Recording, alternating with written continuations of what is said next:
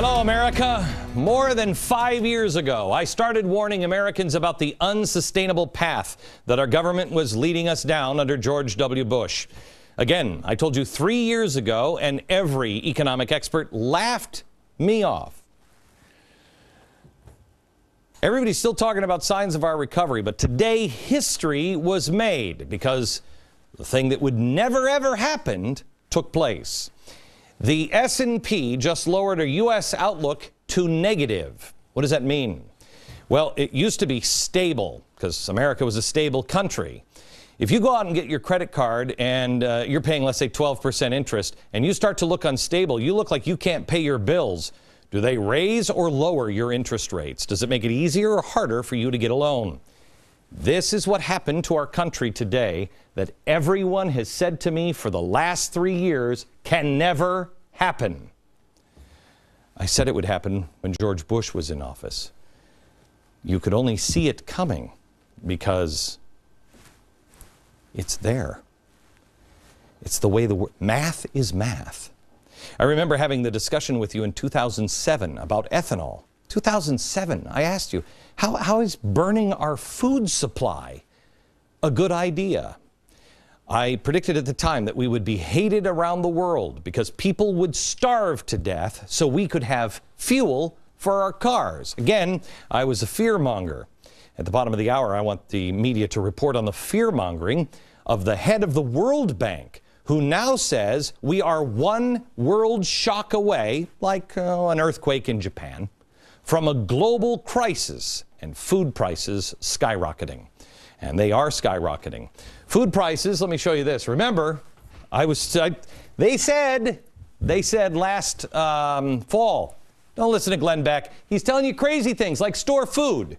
Food prices in the last 30 days have gone up almost 1%. Coffee in a year has gone up 3.5%. In a year, meat 7%. Dairy 15% in 30 days. Wheat 3 times, gone up 3 times in 2 years. Corn 100% increase in 6 months. Don't listen to crazy people telling you maybe you should have a little extra on hand. The 912 Super Seniors, we asked them right before Christmas, will you please just go in, because they're telling you no inflation exists. Well, how is that possible? So will you please go into the grocery stores? Well, here's what they found. The price since the 21st of December last year. Ground beef has gone up 11% in your grocery store. 6.6% increase in milk. And cheese, 12%. Now, all 3 of these have something in common. Cows. What do cows eat? Corn. What are we burning now in our cars? Corn. Now, who in their right mind, when this is going on, would burn corn? But yet, when you ask the soundness of drilling, and the drilling moratorium in the Gulf, and the president's policies making it more and more difficult for oil companies to resume drilling, anyone in favor of drilling vilified for agreeing with the evil profiteers of big oil. Since it's tax day, let's just look at the evil profiteers, shall we? What's the profit margin of Apple? Because everybody on the left loves Apple. How much, when you buy an iPad, how much do they make? According to, what is it, Computer World, it's 42.9%. Oil companies, when you buy gasoline, how much is their profit margin? Apple has got to be less evil. What is it, 80%, 90% profit margin? No. Less than 8%. So how come we're not taxing Apple? Why are we vilifying Apple instead? Because this doesn't fit their agenda. Now, Middle East is on fire, right? Who would have seen that coming? Oil prices skyrocketing. Is there anybody who, if you look at things honestly, that doesn't think opening up drilling at home might help a little bit? Speaking of the Middle East on fire, the media celebrated the sudden love for democracy. Journalists and the administration basically had a makeout session with Al Jazeera. Food or fuel? What's it gonna be? You're gonna have corn, which feeds people and animals, which gives us beef, chicken, pork, milk, cheese, and eggs? Or are we gonna take this corn and instead take a lot of this corn and go down here and make gas, which is heat and transportation, air, land, and sea? But oil does all of this, and plastics, clothing, pesticides, medicines, machines, all that stuff. No. Let's start getting rid of some of this stuff, some of these, maybe even some of these, and divert some of it just for our cars. I wonder what Al Jazeera would say. Politico is reporting the Emir of Qatar came by the Oval Office today. He owns Al Jazeera, basically. Today, when he visits the White House, officials tell him they watch Al Jazeera English to monitor the protest. At the State Department, when you go down the hallway, you see Al Jazeera virtually on every TV and computer. Oh. Isn't this the Al Jazeera? Is it the same Al Jazeera that just like 3 years ago we said was an enemy of the state? My, how far they've come in a short period of time. Merely by asking the question, what does democracy look like in the Middle East, resulted in ridicule and scorn. Well, how's that democracy working out? What's it look like? Yes, chaos. Which brings us back to food and fuel. The average national price of regular gasoline, how much is it? $3.83. By the way, the highest ever recorded average for regular was under the evil George W. Bush. Now, let me ask you this.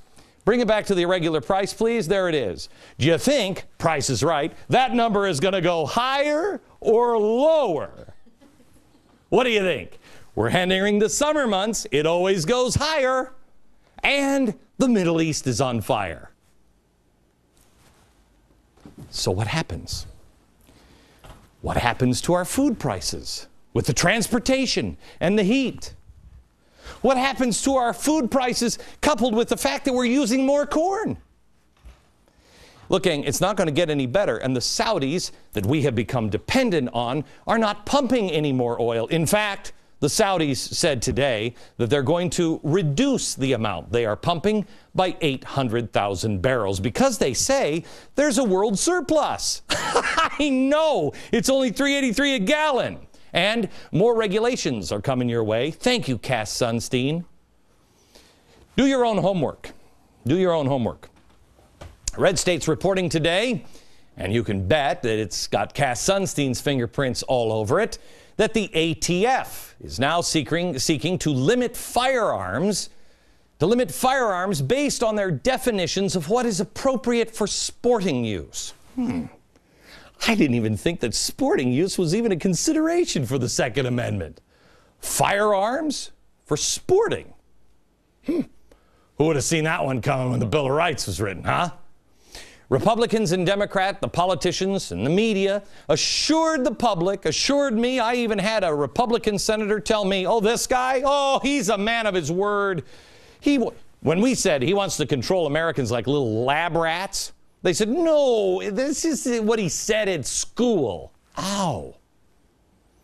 Cass Sunstein wants to change the definition of what firearms you can carry based on the definition of what is acceptable for sporting use. Now, I wasn't alive in 1776, but I'm pretty sure the founders weren't crafting the Second Amendment based on their love of clay pigeon shooting. But maybe it's just me.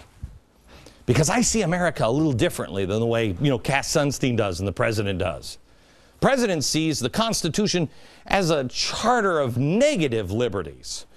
And he wants one of positive liberties. Well, let me show you the difference of negative and positive liberties. He sees the Constitution this way. I see it this way. Negative charter. A handcuff on the government, not on you. The government can never take away your free speech. They can never, ever do anything to the media. They cannot stop your worship of God. The Second Amendment is the right to own a gun. Protect yourself against who? Clay pigeons? No. An oppressive government, and don't start with well, they got tanks. Yeah, and they will roll over you. Positive charter. This is what he wants to change it to. First, limited speech. No hate, no conspiracy theories. No, we've got to watch that speech. There's got to be something in the Constitution. The government-funded media. We should all just watch Al Jazeera, as Hillary Clinton said, because there's no commercials on it. And my favorite, there's not people arguing all the time. Oh, well, that's our problem. People are arguing because they have differences of opinion. She's so smart. And, of course, a positive charter for the Constitution would say you can worship God any way you want, unless ... We've been lulled into a deep, deep sleep for a long time. Nancy Pelosi said last week, the Republicans have got to get control of their party. I love this, because we share values. Watch. My Republican friends, take back your party so that it doesn't matter so much who wins the election, because we have shared values about, again, the education of our children, the growth of our economy, how we defend our country, have security and civil liberties, how we respect our seniors. Okay, she said she didn't want an election. Elections shouldn't matter that much. That is weird, because that's what Edward Bernays said. Oh my gosh, and I think George Bernard Shaw said that as well. All the big progressives said, oh, the people can vote, but it shouldn't make that much of a difference. That's great. I don't know about you. We don't have shared values. If you see the Constitution as a positive charter, I don't have anything in common with you. I'm sorry. I see it this way. Now, we can still love each other, but Hillary Clinton will cry, because then there'll be people who are disagreeing on television, and then they'll have to break for a commercial. When Nancy Pelosi cried on television, she cried over rhetoric. You remember? I've seen this kind of stuff before, and it scares me. What she was talking about were the 1960s, the rhetoric of the left. It ended in horror shows, as it always does. Jim Jones drinking Kool-Aid. Remember that one? Oh, yeah, that worked out well. He was a communist. Did you know that? The shooting of Harvey Milk. Yeah. He was shot by a Democrat. Did you know that?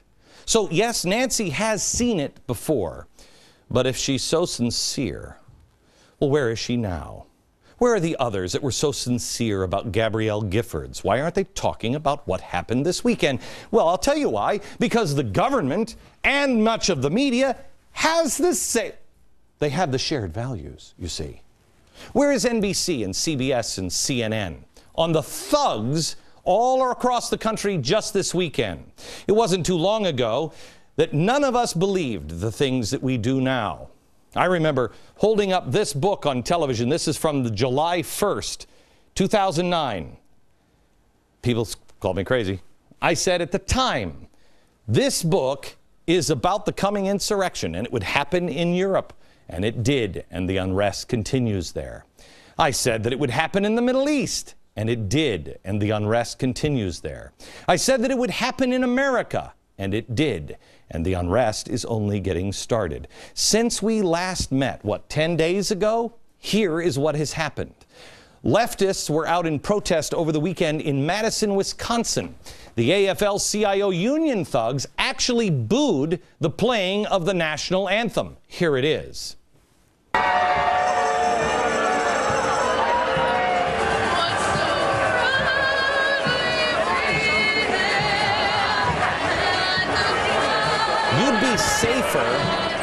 You'd be safer at a Philadelphia Eagles game dressed as Santa. At the very same event, a 14-year-old girl, 14 years old, giving a speech when union thugs started saying things like this.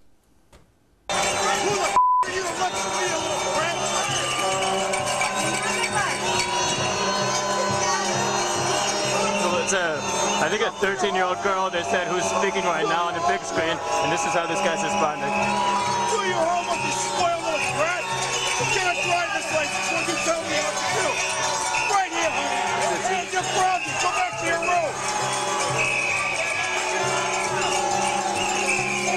Get out of ninth grade. Do we have shared values, America? Do we have shared values? Why isn't that leading the evening news tonight? Are we Americans or are we turning into monsters? How about in Oregon, where the leftist union thugs staged an anti-Tea Party protest? Listen to what this guy's saying he wants to do with the American flag, and he does it every day. With the flag every night. Do we have shared values, Nancy Pelosi? Do we? Where is the media on some of the most anti-Semitic things I have ever heard? These just in the last few days. Let's start with Louis Farrakhan. Watch this. Here's the President of the United States. His plane stops in Las Vegas. And the little Jewish mayor wouldn't even come out to greet him.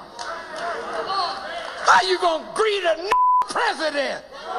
Yes, I use the word because that's the way they think. You're nothing to them. This man draws crowds of 18,000 people. Is he not worth pointing out? Is this not worth standing up against? Then there's this posted in Vanity Fair. This was posted Friday night at 5:45 while this broadcast was still on the air, doing an hour special on Israel.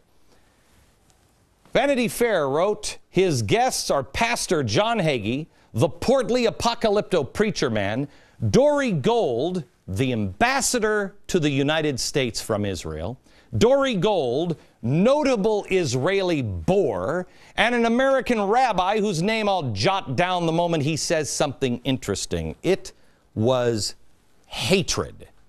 But I don't think it should be banned. I think it should just be pointed out.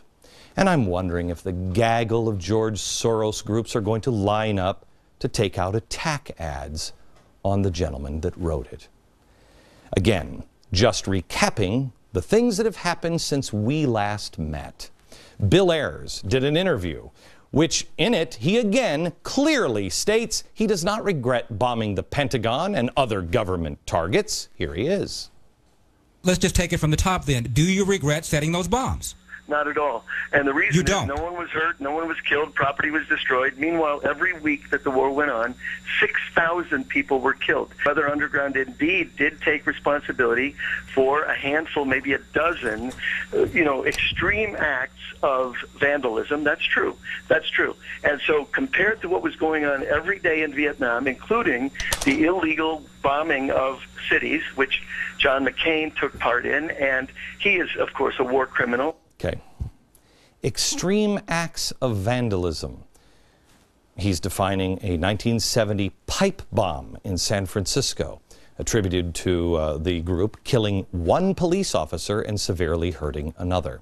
That's just an extreme act of vandalism. An accidental 1970 explosion in Greenwich Village in a townhouse killed 3 radicals. Just extreme vandalism. That's it. 1981, an armed robbery of Brink's armored truck that involved Weather Underground members killing Kathy Boudin, David Gilbert, and 2 police officers, and a Brinks guard were killed. But those are just extreme acts of vandalism. It was the war, in 1981. This man currently writes books for your children. He's teaching, or was teaching, at a college. Now he's working on the anti-Israeli flotilla. And you tell me that I'm just talking to a boring rabbi and a known Israeli bore about Israel being set up. Well, let me ask you, Nancy, do we have shared values? Do we have shared values? I don't think so anymore. More in a second.